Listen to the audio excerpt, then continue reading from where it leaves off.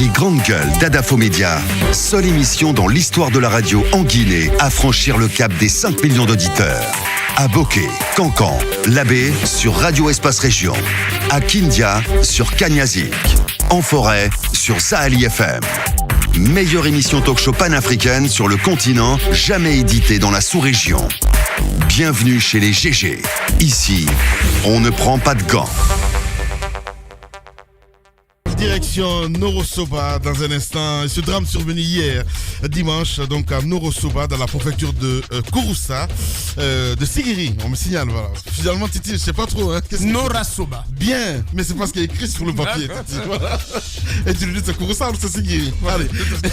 Un éboulement donc dans une mine d'or aurait fait donc 17 morts et des blessés, il faut le dire. Et que s'est-il réellement passé sur place? Nous allons joindre monsieur Noumouké Sissé, il est le sous-préfet donc de Norosoba. Voilà. Dans un instant, nous allons le joindre. La Méditerranée est plus mortelle pour la Guinée. En 2018, l'an dernier, tenez bien, plus de 3000 migrants originaires de Conakry, de Guinée et des villes de l'intérieur ont vu leurs rêves échouer sur la mer, la plus meurtrière de ces dernières années. Il le dit en bas, entre autres questions soulevées par ces regains d'influence, un réseau de trafic devenu très florissant.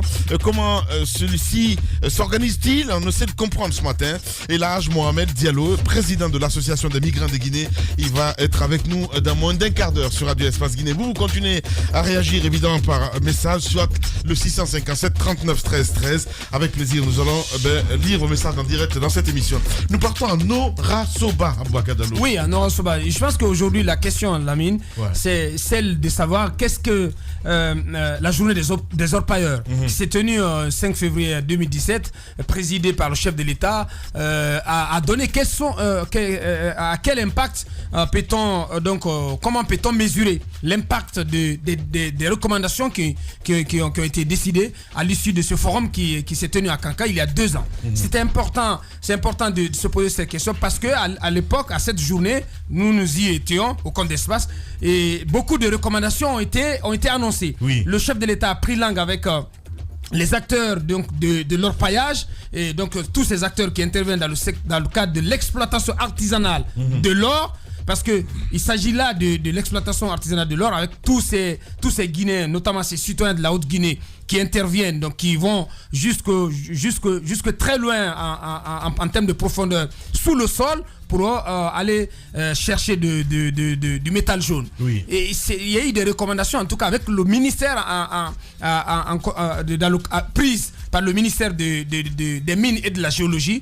On ne sait pas aujourd'hui est-ce que ces recommandations ont été appliquées sur le terrain. Autrement, on ne comprendrait pas que ces éboulements continuent de se produire et d'endeuiller nos familles. 17 morts quand même, c'est énorme. C'est une hécatombe. Ouais. Et ça s'est passé à 35 km dans une localité à 35 km de Norosoba. Donc c'est dans Sigiri. Ça prête un peu confusion parce que Norosoba, c'est à cheval entre Kouroussa et Kéréwan et Sigiri. Ceux qui connaissent un peu la Haute-Guinée savent de quoi je parle. Norosoba, on a tendance à dire administrativement ça relève de Sigiri, mais culturellement, je vais dire, c'est beaucoup plus proche de Kouroussa. Il en est de même, par exemple, pour une sous-préfecture comme Forêt-Karia, dont, par exemple, Siakabari est originaire. Les Grandes Gueules. La localité de chez Lamine Mouniouma Sissé, c'est dans Kankan, mais culturellement, culturellement c'est proche de Sigiri. Ouais. Vous avez ces localités comme ça en Haute-Guinée. Donc ça s'est passé à 35 km et quand je préparais l'émission, j'ai pu entrer en contact avec le sous-préfet qui m'a dit que toutes les autorités locales étaient en train de se diriger vers cette petite localité où donc il y a eu éboulement dans cette mine d'or. C'est une exploitation artisanale. Le vice-maire de Norosoba m'a expliqué que c'est donc la terre qui s'est refermée donc sur ces creuseurs qui étaient donc descendus très loin en profondeur sous le sol. C'est très dommage. Très triste réalité, mon cher Obi. Oui, absolument. Je pense qu'il faut encore. Il y a beaucoup de travail à faire au niveau de l'exploitation artisanale de l'or. Ouais. Il y a beaucoup de dangers. Je pense que la plupart des vies humaines qui s'adonnent à cette activité-là risquent beaucoup leur vie. Bon, ça coûte cher l'exploitation 17 morts quand même. Industrielle. Absolument. Mais ça fait comme si rien n'était. Mais pour le moment, oui. Pour le moment, parce qu'on n'a pas encore fini de les statistiques. L'exploitation industrielle coûte très cher, c'est vrai. Il faut mobiliser beaucoup de fonds. Mais je pense qu'il faut mettre une stratégie en place, une stratégie qui va prendre en compte réglementer le secteur, revoir un peu comment certes créer beaucoup plus d'emplois de manière à sécuriser un peu les vies humaines qui s'adonnent quand même à cette activité qui date d'il y a très longtemps, hein, ça date pas de maintenant, mais je pense que l'appétit vient en mangeant et donc les hommes en creusant creusent encore un peu plus, tant qu'on en trouve on creuse, on y va en profondeur sans vraiment savoir, sans vraiment se rendre compte du danger dans lequel on se met. 17 personnes enfuis, enterrés à même sous le sol à la recherche de l'or. Je pense que c'est autant il est dramatique, autant le ministère des Mines et l'État en général doit vraiment réfléchir à un cadre réglementaire pour permettre de sauver quand même les vies humaines à ce niveau-là. Voilà, on a annoncé Noumouké Sissé, malheureusement, il est injoignable pour le moment. Allez-y, Mafoudia. Alors, ce qui se passe dans ces zones minières, c'est... les personnes là dont on parle, c'est pas comme si elles ne savaient pas les dangers qu'elles encourent lorsqu'elles vont au fond là sous les trous pour aller chercher de l'or. C'est parce qu'ils n'ont pas d'autre choix. La dernière fois, je crois, Moussa Moïse parlait de l'aspect. Oui, mais qu'est-ce que vous voulez? Et justement, autant les gens n'ont pas le choix par rapport à la situation du pays, c'est-à-dire lorsqu'il n'y a pas un meilleur cadre pour permettre aux gens de vivre d'autres choses. Vaut mieux alors mettre en place, si on veut, les moyens nécessaires pour au moins sauvegarder plus de vues. Mais aujourd'hui, les choses sont laissées comme ça. Il n'y a pas un regard. Le regard qu'il y a, c'est le regard de ces nantis qui se font du business sur le dos, parce que, attendez-vous bien, ceux qui descendent là, ils vivent moins des retombées de l'or et autres qu'ils trouvent que les personnes qui sont assises dans leur bureau et qui rachètent. C'est assez dangereux. Je pense que, comme Kobi l'a dit, il faut un meilleur cadre, il faut organiser. L'exploitation là, il y a tellement de méthodes aujourd'hui, la technologie, tellement de choses, mais c'est comme si l'État n'est pas intéressé à ce qui se passe. Quand on prend l'exemple des enfants, dans ces zones aujourd'hui, les enfants ne vont même plus à l'école parce que les parents ont décidé que toute la famille doit se donner la main pour aller chercher de l'or. C'est pour vous dire que tout ce qui se passe là-bas, c'est fait à dessein ou pas, en tout cas l'État ne regarde pas.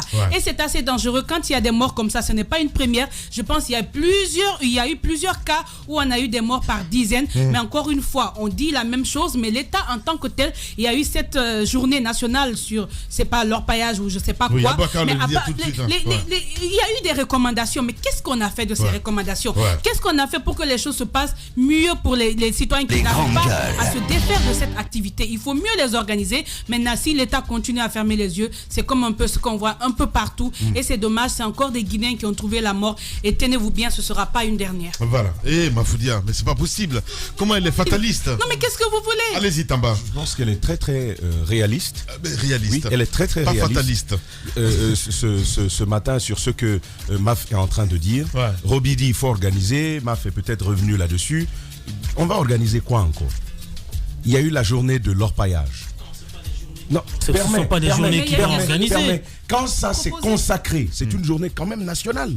Lorsqu'on a consacré ça à un problème, c'est censé donner des réponses et des solutions à ce genre de situation. Mais il n'y en a pas eu. Alors qu'est-ce qu'on veut? Moi, je veux bien que l'on me dise qu'il y a une véritable volonté derrière, parce que la volonté politique, il y a une grande gueule. Organiser, consacrer une journée entière à la question et aux problématiques qui touchent ce monde, je pense que c'était un grand premier pas. Le président de la République avait pu être félicité pour ça. Maintenant, qui sont chargés de ça? Il y a un ministre en charge des mines. Il y a des responsables forcément là-bas. Il y a des autorités préfectorales qui doivent s'occuper de tout ça. Qu'est-ce qu'on en a fait? On va encore crier, il y a eu 18 morts, on va dire paix à leurs âmes, et puis voilà, après, qu'est-ce qui va se passer? Et qui est même sûr que les autorités se bougent quand il y a éboulement? Parce que éboulement ne signifie pas nécessairement mort. Quand il y a un trou, ça s'affaisse, des gens peuvent passer des heures à l'intérieur avant de manquer d'oxygène et de mourir comme ça, suffoqués, asphyxiés. Et donc, moi, je me dis, il n'y a pas cette volonté-là. Au moins qu'on nous dise qu'on a au moins pris la peine d'y envoyer des équipements de sauvetage en cas d'une telle situation, qu'on puisse me le dire. Qu'on me dise par exemple, on a amélioré la façon de creuser de l'or pour mettre de moins en moins des hommes en danger. Qu'est-ce qui a été fait? Et tout ça, c'est des recommandations. C'est des connaisseurs qui ont participé à ça. Non. Il y a des réflexions. On parle de ces recommandations, peut-être c'est dans les tiroirs en fait. Mais justement, c'est ça le problème. Et il y a des gens qui sont chargés de les mettre en œuvre qui ne l'ont pas fait. Moi, à la fin, je vais vous dire, dans ce pays, un jour, on va tous venir, tous les journalistes. Quand on pose un problème, on va dire on laisse pour nous à Dieu. Dès que le problème est créé, on va dire on laisse pour nous à Dieu. Attends, on laisse pour nous à Dieu. C'est ce qu'on dit là-bas. Parce que finalement, on a tout critiqué, il n'y a même plus rien à critiquer. Tellement on a critiqué. Non, Tamba, quand même. C'est pas pour autant ton soldat. Ah, ben oui, je comprends. Oui, allez-y, Moussa. Merci. Bien. Alors, il se trouve que le coupable de ces morts-là, c'est bien l'État. Ouais. Vous savez, les communautés à la base tirent leurs revenus de l'exploitation artisanale de l'or. Ouais. Elles n'ont pas le choix. C'est ce qui est à proximité. Et c'est ceux qui rapportent gros. Bien sûr. Leur responsabilité n'est pas engagée. Là où il y a la responsabilité à se situer, c'est au niveau de l'État. Justement, la réglementation. Encadrer, réglementer. Ouais. Parce que quand même en 2012, selon les statistiques de la Banque mondiale, l'exploitation artisanale de l'or était aux environs de 3000, comment on appelle, je vais lire le chiffre pour ne pas me tromper, 4 tonnes en 2012.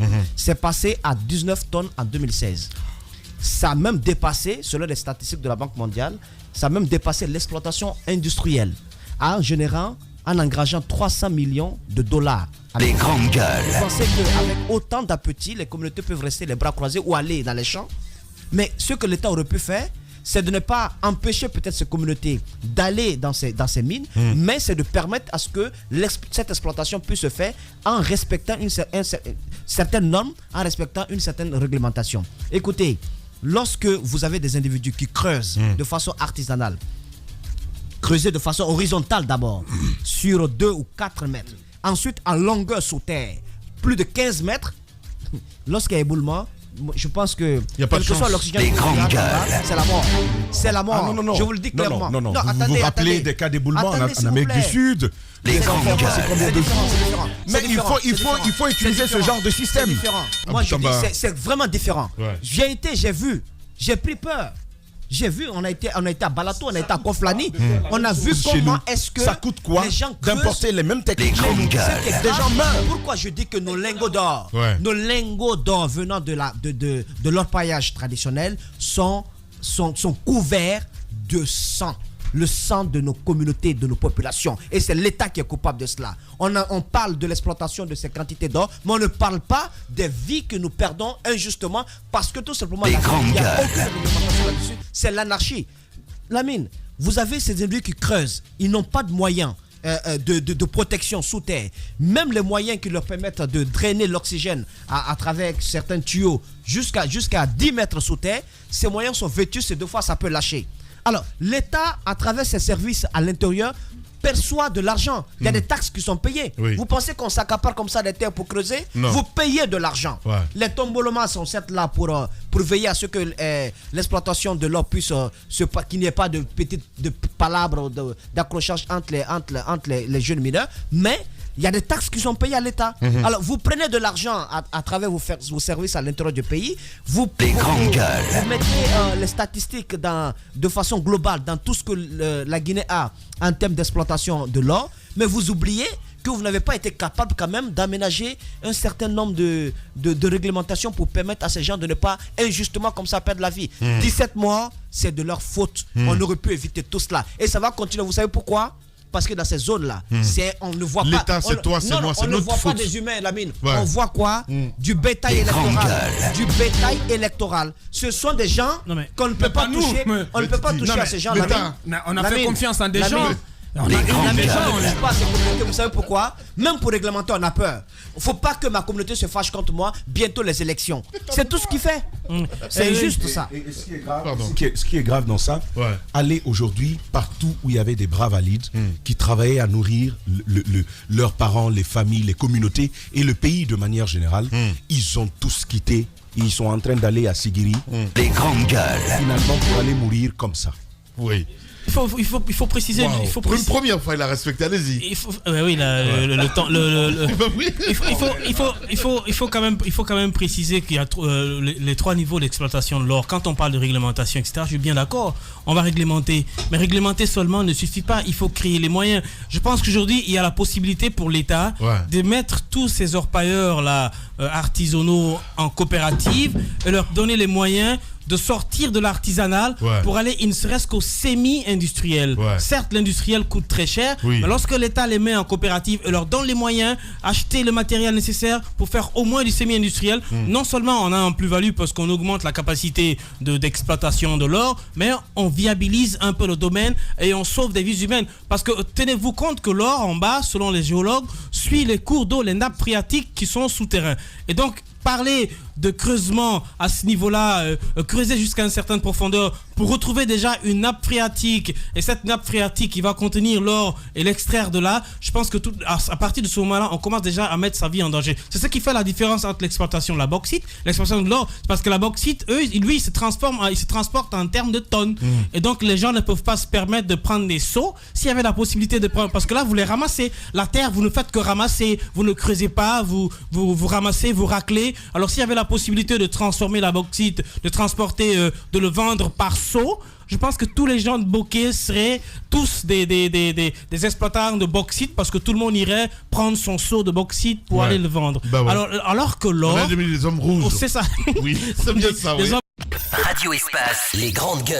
Leur spécialité, c'est la démesure totale. Tant qu'ils ne changeront pas, nous ne changerons pas non plus. Les grandes gueules, à suivre tous les jours sur la radio d'opinion. Radio Espace.